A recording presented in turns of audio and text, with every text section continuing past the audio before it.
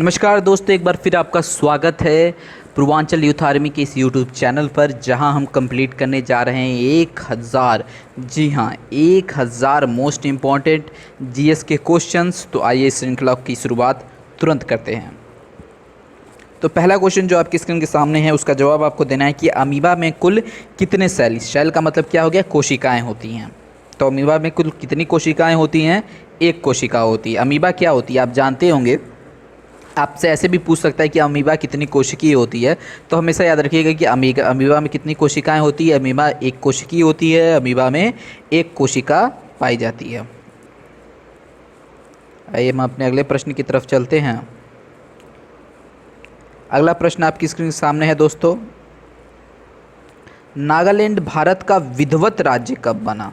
नागालैंड भारत का विधिवत राज्य कब बना? 1963, 1964, 1965 या 1966? तो इसका जवाब होगा दोस्तों, नागालैंड भारत का विधिवत राज्य 1963 में बना था। 1963 में 1963 में नागालैंड भारत का विधिवत राज्य बना था। एक यहाँ पे क्वेश्चन और हो सकता है जो मैं आपसे पूछना चाहूँगा कि भारत का पहला भाषीय आधार पर गठित होने वाला राज्य कौन सा है? भाषा के आधार पर बहुत बार ये क्वेश्चन पूछा गया है कि भाषा के आधार पर भारत का पहला गठित होने वाला राज्य कौन सा है। अगर आपसे ये क्वेश्चन पूछता है तो इसका जवाब होगा दोस्तों, अगर ये क्वेश्चन आता है तो आप क्या जवाब देंगे? आप देंगे आंध्र प्रदेश। इसका जवाब क्या होगा? आंध्र प्रदेश। इसका जवाब होगा दोस्तों आंध्र प्रदेश। ठीक है। और ये कब हुआ था? सन भी पूछ सकता है आपसे, तो आपको ये बताना है कि ये कब हुआ था। याद रखिएगा, भाषीय आधार पर गठित होने वाला जो हमारा सबसे पहला राज्य है वह है आंध्र प्रदेश। आइए हम अपने अगले प्रश्न की तरफ चलते हैं। अगला प्रश्न आपकी स्क्रीन के सामने है, उत्तर पूर्वी सीमांत रेलवे में सबसे बड़ा रेलवे स्टेशन है। आपको बताना है कौन सा सबसे बड़ा रेलवे स्टेशन है उत्तर पूर्वीय सीमांत रेलवे में। तो कौन सा है? मालीगांव है। सबसे बड़ा रेलवे स्टेशन मालीगांव माना जाता है। मुख्यमंत्री की नियुक्ति कौन करता है? अगला प्रश्न आपके स्क्रीन के सामने आ चुका है। मुख्यमंत्री की नियुक्ति कौन करता है? मुख्यमंत्री की नियुक्ति कौन करता है? राज्यपाल करता है। अच्छा, मुख्यमंत्री की नियुक्ति कौन करता है? राज्यपाल करता है। तो मुख्यमंत्री कौन से अनुच्छेद के अंतर्गत आता है ये भी आप जान जाइए। तो मुख्यमंत्री जो है वो 163 अनुच्छेद, संविधान में 163। ये भी क्वेश्चन आपसे पूछ सकता है कि मुख्यमंत्री की नियुक्ति कौन सी किस अनुच्छेद के अंतर्गत आती है। तो जब भी आपसे ये प्रश्न करे कि मुख्यमंत्री की नियुक्ति किस अनुच्छेद के अंतर्गत आती है, तो इसका हमेशा जवाब क्या होगा? अनुच्छेद 163। अच्छा, यहाँ पर ये हो गया कि मुख्यमंत्री की नियुक्ति कौन करता है? राज्यपाल। प्रधानमंत्री की नियुक्ति कौन करता है? प्रधानमंत्री की नियुक्ति कौन करता है अगर आपसे पूछ दिया तो प्रधानमंत्री की जो नियुक्ति करते हैं वो कौन होते हैं? देश के सर्वोच्च यानी कि राष्ट्रपति करते हैं। ठीक है, आप हमेशा इस बात को याद रखिएगा। अगला क्वेश्चन आपकी स्क्रीन के सामने आ चुका है। असमिया भाषा में मुद्रित प्रथम पुस्तक के लेखक कौन थे? आत्माराम शर्मा, ऑप्शन बी है आपके सामने मोहन प्रकाश शर्मा, सी है राधे श्याम शर्मा या डी मोतीलाल। ये 4 ऑप्शन है आपको, आप एक बार सोचिए कि कौन हो सकता है। देखिए, एक बार हमें हमेशा ध्यान से समझना चाहिए कि कभी भी कोई भी प्रश्न आए तो जो ऑप्शंस होंगे ना उससे खेलने की कोशिश करा करिए, थोड़ा सा उन्हें समझा करिए, आपको खुद ही समझ में आ जाएगा कि आंसर क्या है। इसका आंसर होंगे आत्माराम शर्मा जी। देखिए, अगर आप कोई भी प्रश्न आए, अगर आप एक तुक्का लगाने का भी एक तरीका होता है, तुक्का का भी एक तरीका होता है। अगर आपको प्रश्न का जवाब नहीं पता है, कोई दिक्कत नहीं है। जीएस में मैं बता रहा हूँ, मैंने जब सबसे पहले अपने अटेम्प्ट देने स्टार्ट किए थे तो जो मेरा फर्स्ट अटेम्प्ट में मेरा जीएस का जो था उसमें मेरे 25 में से 23 क्वेश्चन सही, नहीं सॉरी माफ़ करिएगा, 30 क्वेश्चन के थे वो। 30 क्वेश्चन थे, जो पहला अटेम्प्ट था वो 30 क्वेश्चन का था। उसमें मेरे 23 क्वेश्चन सही हुए थे। जो जीएस के पार्ट था, जो जीएस का पार्ट होता है, उसमें मेरे 23 क्वेश्चन सही हुए थे। इलाहाबाद हाई कोर्ट का एक कोई एग्ज़ाम था, वही मैंने अटेम्प्ट मतलब लेके आए थे वो लोग पेपर, तो मैंने अटेम्प्ट किया था, तो उसमें मेरे 23 क्वेश्चन सही हुए थे। पर मैं आपको आज ईमानदारी से बताऊँ, उन 23 क्वेश्चन में से मुझे आंसर सिर्फ मुश्किल से 15 क्वेश्चन का पता था। बाकी सारे क्वेश्चंस मैंने तुक्के में लगाए थे। तुक्के में कैसे लगाए थे कि मैं हर एक ऑप्शन को देखता था और उन ऑप्शंस के साथ थोड़ा बहुत खेलता था और उसके बाद में उसका जवाब दिया करता था। आप भी यही करिए। जैसे देखिए अगला प्रश्न हमारे सामने आ चुका है।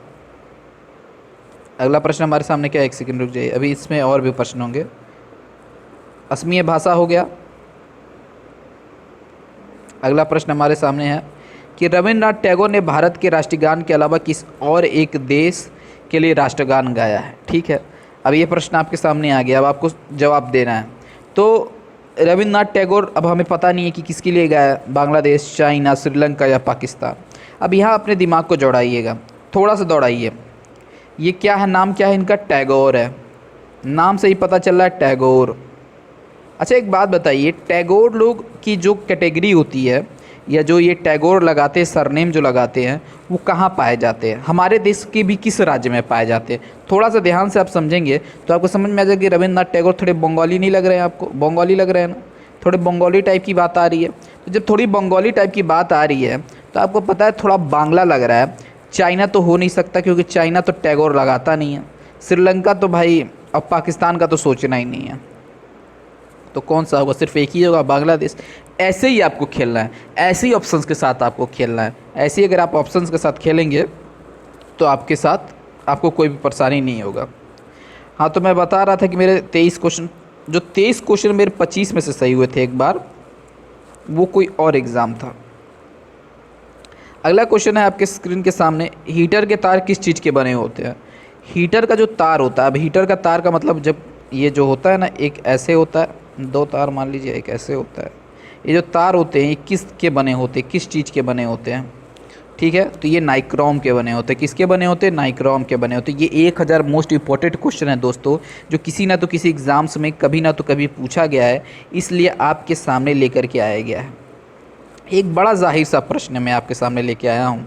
इसका जवाब बड़ा सोच के दीजिएगा कि जब लोहे पर जंग लगता है तो उसका भार बढ़ता है, अत्यधिक बढ़ता है, कम हो जाता है या ज़्यादा हल्का हो जाता है? सोचिए एक बार सोचिएगा, फिर इस प्रश्न का जवाब दीजिएगा।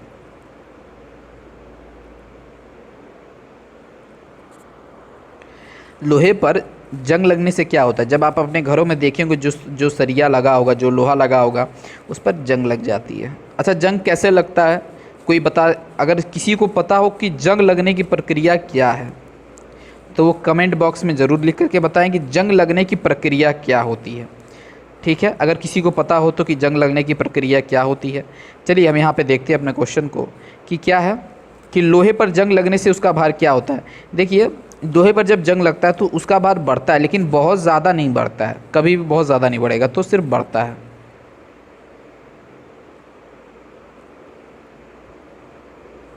अगले प्रश्न की तरफ हम चलते हैं अपने।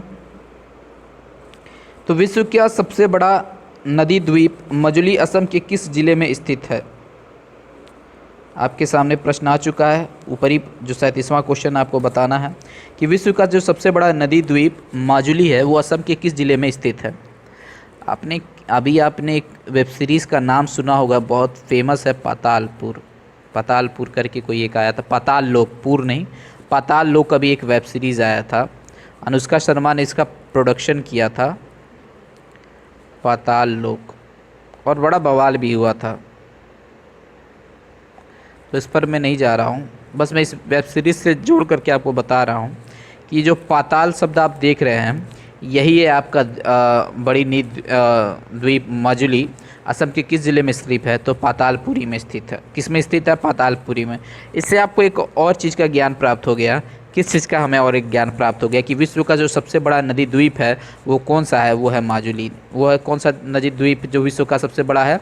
माजुली नदी द्वीप क्या है? विश्व का सबसे बड़ा नदी द्वीप है। इससे हमें इस बात की भी जानकारी मिल गई। ठीक है, कौन है? माजुली है। आइए हम अपने अगले प्रश्न की तरफ चलते हैं। अगला प्रश्न हमारे सामने आ चुका है।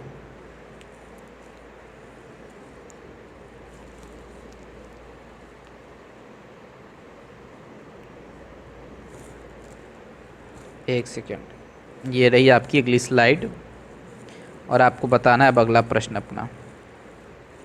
प्रश्न है कि ध्वनि की चाल अधिकतम किस में होती है? स्टील में, लोहे में, जस्ते में या फिर पीतल में?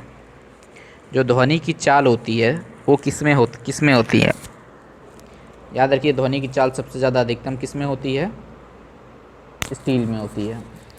अगला क्वेश्चन आपके सामने है कि भविष्य की धातु किसे कहा जाता है? भविष्य की धातु किसे कहा जाता है दोस्तों? अगला क्वेश्चन आपके स्क्रीन के सामने आ चुका है कि भविष्य की धातु किसे कहते हैं। तो भविष्य की धातु किसे कहा जाता है? टाइटेनियम को भविष्य की धातु कहा जाता है। किसे कहा जाता है? टाइटेनियम को भविष्य की धातु कहा जाता है। कौन सा तत्व स्वतंत्र अवस्था में पाया जाता है? सल्फर, सोडियम, हीलियम या बेरिलियम? हमेशा याद रखिए, सल्फर एक ऐसा धातु है जो हमेशा स्वतंत्र अवस्था में पाया जाता है, तो सल्फर इसका सही जवाब होगा। महाराष्ट्र के प्रथम मुख्यमंत्री कौन थे? इसका तो जवाब मुझे नहीं लगता कि ज़्यादातर लोग को पता होगा, फिर भी मैं बता दे रहा हूँ कि आप क्वेश्चन से थोड़ा सा खेलेंगे तो जान जाएंगे। देखिए, मैं आपको बता रहा हूँ, मुझे भी नहीं पता कि महाराष्ट्र के प्रथम मुख्यमंत्री कौन थे। सही बता रहा हूँ, इस क्वेश्चन को देख के बता रहा हूँ कि मुझे भी इसके ऑप्शन का जवाब नहीं पता है। कि आप मुझे नहीं, कसम से बता रहा हूँ, मुझे नहीं पता है कि वो कौन है, लेकिन आप ऑप्शन उठा के देखिए। आइए हम ऑप्शंस के साथ खेलते हैं। ऑप्शन में इंदिरा गांधी। इंदिरा गांधी क्या मुख्यमंत्री थी? नहीं। कौन थी? प्राइम मिनिस्टर थी। ये होंगी नहीं। सरोजिनी नायडू, ये तो थी ही नहीं, सबको पता है सरोजिनी नायडू नहीं थी। ठीक है। ममता बनर्जी, ये तो बंगाल की हैं। और अगर प्रथम मुख्यमंत्री की बात हो रही तो मेरे ख्याल से उस समय की बात, तो ये बहुत पुरानी बात हो जाएगी। ये तो वर्तमान में है बंगाल की। तो क्या होंगे? बस एक ही नाम बचता है, वाई बी चौहान। लगाइए फट से। यही होता है ऑप्शन के साथ खेलना। मंदिरों की पुण्य भूमि भारत के किस राज्य को कहा जाता है? आपके स्क्रीन के सामने, मंदिरों की पुण्य भूमि भारत के किस राज्य को कहा जाता है? थोड़ा सा दिमाग लगाइए, क्वेश्चन के साथ खेलिए, दिमाग को लगाइए, अपने दिमाग पर जोर डालिए कि क्या हो सकता है। क्या वो तमिलनाडु है? क्या वो आंध्र प्रदेश है? क्या वो राजस्थान है? क्या वो उत्तर प्रदेश है? ध्यान से सोचिए, ध्यान से सोचिए। आपको ध्यान से अगर आप सोचेंगे तो आपको समझ में आएगा कि नहीं, उत्तर प्रदेश को गन्ना के साथ जोड़ा जाता है। ये तो हो नहीं सकता, ये नहीं होगा, ये नहीं होगा। फिर हमारे सामने क्या बचते? 3 ऑप्शन बचते। कौन कौन से ऑप्शन बचते हैं? आंध्र प्रदेश, राजस्थान और तमिलनाडु। अब अपने दिमाग को फिर दौड़ाइए, जगन्नाथपुरी किस में है, किस में है, किस में? अपने दिमाग को, ज़्यादा मंदिर कहाँ पर है? आंध्र प्रदेश में आपने ज़्यादा मंदिर देखा है? नहीं यार, आंध्र की भूमि में तो नहीं रहता। राजस्थान में आपने थोड़े बहुत मंदिर के बारे में सुना है, बहुत ज़्यादा, लेकिन सबसे ज़्यादा मंदिरों की पुण्य भूमि किसे कहा जाता है? पूरी। पूरी मंदिर आपने सुना होगा, जगन्नाथपुरी सुना होगा। तमिलनाडु को लगाइए आप, एकदम बिंदास लगाइए। मंदिरों की पुण्य भूमि किसे कहते हैं? तमिलनाडु को कहा जाता है। अगला क्वेश्चन आपके सामने, भारत का मैनचेस्टर। इसका जवाब मेरे गलती से उत्तर भी लिख दिया गया है, इसमें तो कोई है ही नहीं। अहमदाबाद को कहा जाता है। वैसे भी आप समझ सकते हैं कि अहमदाबाद, आप समझ सकते हैं कितना विकसित है। अगला प्रश्न आपके सामने,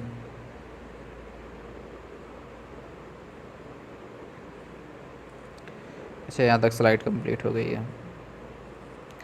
अगला प्रश्न आपके सामने है, हाँ जी ये रहा। बिहार का शोक किस नदी को कहा जाता है? मेरे ख्याल से इस प्रश्न का जवाब, हर एक प्रश्न, इस प्रश्न का जवाब हर एक बंदे के पास होना चाहिए। कि अब ये नहीं पता तो भाई आप तैयारी कर क्यों रहे हैं? मैं ये नहीं कह रहा हूँ, कोई बात नहीं अगर नहीं पता तो, लेकिन देखिए इतना पता होना चाहिए। आप इतना जानिए कि किसे शोक कहते हैं। आप नदियों के बारे में पढ़िए, आप एक एक नदी के बारे में आप निकाल करके पढ़ लिया। और ये जो बच्चे लूसेंट उठा के पढ़ रहे हैं ना, देखो बेटा आज ही मान जाओ, परेशान ना हो, लूसेंट छोड़ दो। लूसेंट के चक्कर में मत पड़िए, आखिरी में बस उसे रिवीजन के लिए रखिए। लूसेंट से पढ़ा हुआ चीज़ कभी भी आप भूल जाएंगे। मैं आपको बता रहा हूँ, मैं लूसेंट के एक एक पन्ने पढ़ चुका था, एक एक लाइन, एक एक, मैं आपको अपनी बुक की कभी फ़ोटो आपके साथ शेयर करूँगा। उसकी एक एक लाइन मैंने पढ़ी थी और 6 महीने में मैं भूल गया था, एक चीज़ नहीं आती। तो इसीलिए आप जानकारी रखिए, तब लूसेंट को दोबारा उठाइए तो सही है, वरना कोई मतलब नहीं है। बिहार का शोक किसे कहा जाता है? कोसी को कहा जाता है। बिहार का शोक किस नदी को कहा जाता है? कोसी को कहा जाता है। भारतीय फिल्म अभिनेता शत्रुघ्न सिन्हा किस राज्य से संबंधित हैं? आपको पता है, एकदम अच्छे से पता है। एक ही राज्य है, बिहार, क्योंकि अभी इनका एक वो भी था, के बनी करोड़पति, बड़ा फेमस था। चलिए ये रहा आपके सामने अगला प्रश्न, जो बहुत ही बढ़िया प्रश्न है और कई बार एग्जाम्स में आया है कि अलीगढ़ किस उत्पाद के लिए मशहूर है? कौन सा उत्पाद है, कौन सी ऐसी चीज़ है जिसके लिए अलीगढ़ मशहूर है? तो आपके सामने ऑप्शंस हैं। अलीगढ़ जो है वो ताला बनाने के लिए मशहूर है। ताला बनाने के लिए मशहूर है। अलीगढ़ किस चीज़ के लिए मशहूर है? ताला बनाने के लिए। अगली स्लाइड आपके सामने ये रही और मैं आपके साथ शेयर करता हूँ। तो किस भारतीय राज्य में, ध्यान से पढ़िएगा, विशाखापट्टनम बंदरगाह है? अब आप बताइए किस भारतीय राज्य में हो सकता है विशाखापट्टनम? देखिए कहीं भी होगा विशाखापट्टनम, आप नाम सुन के ही लग रहा है कि दक्षिण साइड होगा ये, तो ये तो कंफर्म हो गया हमारा कि साउथ में होगा, कहीं भी होगा। अब साउथ की फिल्में आप देखते हैं, ध्यान से बताइएगा, क्या ये मणिपुर आपको लग रहा है? मणि तो होगा नहीं, ये इधर है आपका मणिपुर, ये भारत के नक्शे में। चलिए अगर मणिपुर नहीं होगा तो नागालैंड, नागालैंड तो आपका ये अरुणाचल प्रदेश उधर चला जाता है, इधर आप आएंगे तो फिर आता है। अच्छा भैया नागालैंड नहीं होगी। और महाराष्ट्र के बारे में तो आपको पता ही है, मुंबई, मुंबई की तो खुद एक बॉलीवुड इंडस्ट्री टाइप की, अगर आप मूवी भी देखते हो ना तो आप ये प्रश्न का जवाब दे सकते हो। इस प्रश्न का जवाब क्या होगा? इस प्रश्न का जवाब होगा आंध्र प्रदेश, हैदराबाद। आप सुने हैं? हाँ हैदराबाद होगा, आंध्र प्रदेश होगा, लगाइए। हमारे सौर परिवार कितने ग्रह? हमारे सौर परिवार में कितने ग्रह हैं? तो पहले 9 ग्रह थे, यम को हटा दिया गया है अब, तो कितने ग्रह बचे हैं? 8 ग्रह बचे हैं, लगाइए। अगला क्वेश्चन है कि भारत की डीजल इंजन विनिर्माण इकाई डीजल लोकोमोटिविक्स किस जगह पे है? वाराणसी में है। किस जगह पे है दोस्तों? वाराणसी में है। एक बात और दोस्तों जो सबसे ज़्यादा ज़रूरी बात है मुझे लगता है कि अगर अभी तक आपने इस चैनल को सब्सक्राइब नहीं किया है तो अभी इस चैनल को सब्सक्राइब करें। आपका सिलेक्शन हमारी जिम्मेदारी है। अगर आप इस चैनल पे और किसी भी तरह की वीडियो देखना चाहते हैं या अगर आप खुद पढ़ाने के इच्छुक हैं और पढ़ाना चाहते हैं तो भी नीचे कमेंट करके बताएं। इस वीडियो को ज़्यादा से ज़्यादा शेयर करें, वीडियो को लाइक करना, पहली बात वीडियो को लाइक करना बिल्कुल भी मत भूलें। एक बात और जो सबसे ज़रूरी है कि अगर आप एसएससी, बैंक, रेलवे या यूपीएससी की तैयारी कर रहे हैं और अगर आपको पीडीएफ में नोट्स चाहिए, अगर आप बुक नहीं खरीद पाते हैं, अक्सर गरीब बच्चे बुक नहीं, मतलब सामान्य वर्ग के बच्चे नहीं खरीद पाते हैं या किसी तरह धन की समस्या होती है, इस समय लॉकडाउन, कोरोना, कोविड की वजह से इतनी परेशानियां हैं, तो भी नीचे कमेंट करके बताएं। इस वीडियो को लाइक करें, शेयर करें। पढ़ाने के इच्छुक हैं या पढ़ने के इच्छुक हैं, आप इस वीडियो के नीचे कमेंट करके हमें बता सकते हैं। हम जो लोग हैं 3 लोग इस पूरे इस यूट्यूब चैनल को देखते हैं। शिवम जी जो हमारे टेक्निकल हेड हैं, एक तरह से आप कह सकते हैं कि सोशल मीडिया हैंडल ये संभालते हैं, सोशल मीडिया पूरे मैनेजर हैं ये, तो आपके प्रश्नों का जवाब ये देंगे। या प्रियांशु जी जो एक तरह से सारा कार्यभार को मैनेज करते हैं, वो देख सकते हैं। या फिर एक खुद मैं भी इस वीडियो को आपके साथ जुड़ा हुआ हूँ। तो हम 3 लोग आपके साथ हमेशा हैं, तत्पर हैं, हमेशा हर जगह खड़े हैं। आप बस तैयारी करिए, मन लगा के पढ़िए। देखिए आलस्य कभी ना करें, आप मेहनत करते रहें, आज नहीं तो कल नौकरी आपकी लगेगी। आप मेहनत करते रहे। कुछ लोग सेट के चक्कर में परेशान है कि सर सेट लग गया अब क्या होगा? से अरे क्या होगा, कुछ नहीं होगा, उसकी भी कोई समाधान आएगी। मान लीजिए सेट पहले से लगा रहता तो फिर क्या होता? कोई टेंशन की बात नहीं है। अगर ज़्यादा टेंशन होगा नीचे कमेंट करके बताइएगा, मैं इस पर भी वीडियो लेकर के आऊँगा, पूरी तरह से समझाऊँगा कि सेट क्या है। फिलहाल आज के लिए इतना रखते हैं। हमारे याद रखिएगा ये 1000 मोस्ट जीएस के क्वेश्चंस हैं। अगला वीडियो और आएगा, उस वीडियो को देखिए, उसमें मैं और भी ज़्यादा क्वेश्चनों को उठाऊँगा, एक साथ कई सारे क्वेश्चनों को उठाऊँगा, 100-200 तक इस बार क्वेश्चनों को उठाया जाएगा और आपके सारे जीएस के क्वेश्चंस को हम लोग कंप्लीट करेंगे। 1000 मोस्ट इंपॉर्टेंट क्वेश्चंस को, इन क्वेश्चनों को देखना बिल्कुल ना भूलें। चैनल को सब्सक्राइब करें, वीडियो को लाइक करें। बहुत बहुत धन्यवाद।